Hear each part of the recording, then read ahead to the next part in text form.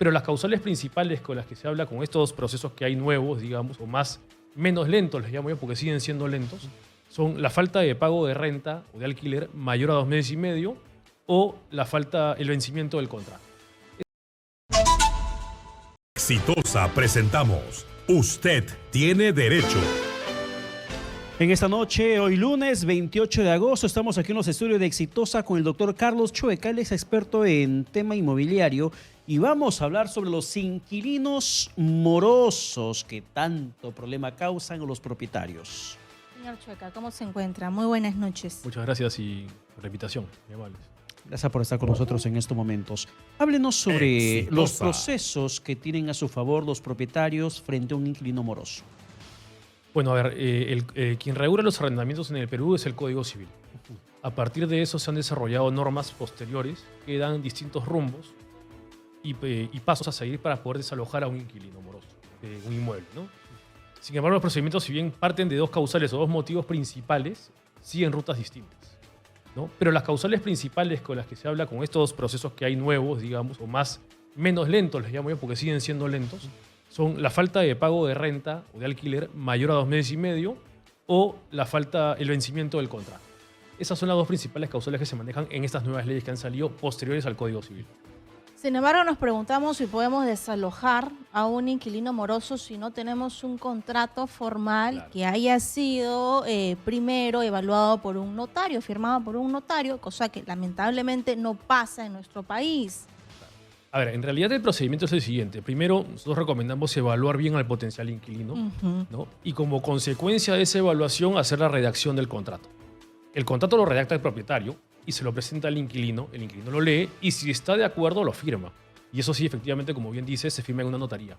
El notario no ve el contenido del contrato, simplemente legaliza las firmas. Es decir, identifica plenamente a las partes y dice, por ejemplo, Katiuska es Katiuska quien dice ser, por el número de DNI, por la huella digital, y Pedro es Pedro. Listo, entonces pueden firmar ambos el contrato. El notario da fe de que Katiuska y Pedro han firmado el contrato de arrendamiento. O sea, el notario no puede revisar las cláusulas del contrato, No. decir aquí está mal, tienes que precisar, tienes que corregir o hacer algo. No, porque acuérdate que el contrato es una liberalidad de las partes. Le pregunto eso, ¿sabe por qué? Porque Sí. me pasó lo contrario en Sí. una ocasión. Sí. Fui a la firma de un contrato, de un arrendamiento de un inmueble, y el contrato, la firma se demoró porque en la notaría lo observaron tal cláusula que tiene que ir así, tiene que ir así. Tuvimos que modificar, Exitosa. correr a volver a redactar, regresar, o sea, y fue un retraso. Lo que puede haber pasado es que de repente el monto era, no sé qué monto será, pero tenía que ser obligatoriamente de repente en una cuenta bancaria el depósito. Eso puede pasar. Si yo pongo, por ejemplo, en efectivo y es un monto un poco alto, no, tiene que ser por transferencia obligatoriamente. Ahí se tiene que poner una cuenta bancaria. O sea, eso sí puedo observar. Eso sí se puede observar. Pero digamos que el monto entre las partes acordado, no.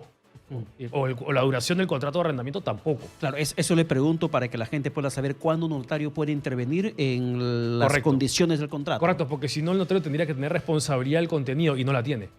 Entonces por eso es que hay que hacer esa precisión, ¿no? Así es. ¿Y por qué le planteamos el tema? Porque siempre hemos conversado y cuestionado el nivel de informalidad que hay en el país respecto al sector inmobiliario y que muchas personas con total ligereza o irresponsabilidad, bueno, sacan el contrato de internet, lo firman y luego cuando tienen un inquilino moroso, ¿cómo inicia el proceso de desalojo si no lo formalicé?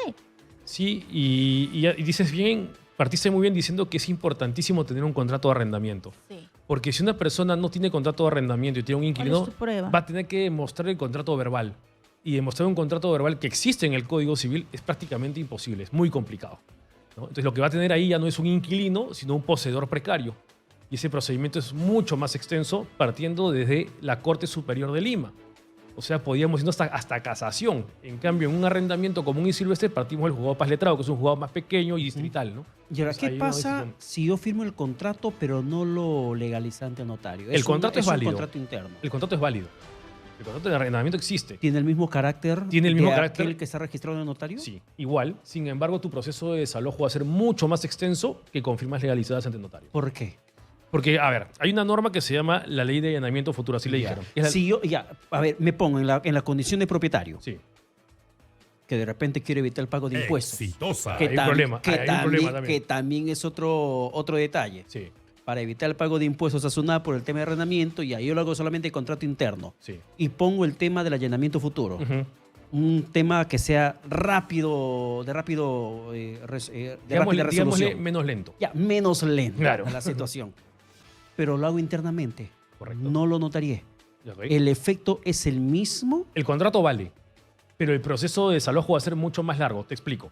Cuando tú pones te acoges a la ley de allanamiento futuro, que es la 30201, Ya. la ley te obliga a colocar una cláusula de allanamiento, o sea, invocando esa ley en el contrato. ¿Ok? Y el requisito para que esa ley se active, además de poner la cláusula, es que tenga firmas legalizadas ante notario. Ese es el tema. Si tú pones la cláusula de allanamiento sin firmas legalizadas, es como que no lo hubieses puesto. No te sirve. Es decir, lo puedes hacer, pero corres un riesgo bastante grande. Lo que pasa es que cuando, a ver, si yo firmo un contrato con Katiuska, ¿no? Y no legalizamos firmas, yo tengo que hacer 5 pasos para poder desalojarla en primera instancia. Primero tengo que invitarla a una conciliación, luego voy a tener que demandarla judicialmente, Katiuska va a tener que contestar mi demanda, Wow. luego habrá una audiencia con el juez y el juez recién después de esa audiencia va a emitir sentencia. En cambio, con allanamiento futuro, la conciliación no es obligatoria, el punto número no es obligatorio si yo quiero demando de frente a Katiuska y la audiencia con el juez no la voy a tener. Entonces tengo solamente 3 pasos en vez de 5. Pero esos 5 pasos se convierten en años. Por supuesto. Solamente programar la audiencia demora entre 3 y 6 meses. Ya. Entonces, si ponemos la cláusula de allanamiento con firmas legalizadas en notario, esa audiencia no la tenemos. Y es por eso que va la siguiente pregunta. En vista de que nosotros decidimos qué es lo que va en el contrato y el notario solamente va a legalizar las firmas, Ajá. ¿cuáles son las cláusulas que debería tener un contrato para evitar cualquier tipo de problema con nuestros inquilinos? Ahora, hablemos de cláusulas macro porque el perfil del inquilino va a variar y eso también va a variar la redacción del Exitosa. contrato. Pero tenemos que identificar plenamente el bien, claramente identificado, que vamos a alquilar, ¿no? Sea departamento, sea cochera, sea casa, bien identificado. Si está inscrito en registros públicos, colocar el número de partida electrónica para que no haya dudas de dónde está ubicado el inmueble. Identificar también plenamente las partes, nombres completos, como aparecen en el DNI, número de documento de identidad. Si es empresa el inquilino, el representante de la empresa, gerente general, el DNI también del gerente general, ¿no? O sea, son datos que hay que colocar claramente para que luego no tengan problemas, porque cuando yo pongo una dirección distinta, estoy dando a entender que estoy arrendando un inmueble que no es el mío. Y ahí sí es un problema. En eso sí que hay que ser muy cuidadoso. Bien, doctor Chocas, vamos por favor con la comunicación de la Claro, gente sí. para que usted los pueda ayudar en estos momentos ante las dudas que puedan tener los oyentes y televidentes con el tema del arrendamiento y lo que podrían hacer ante un desalojo de un inquilino que puede no estar pagando correctamente el alquiler.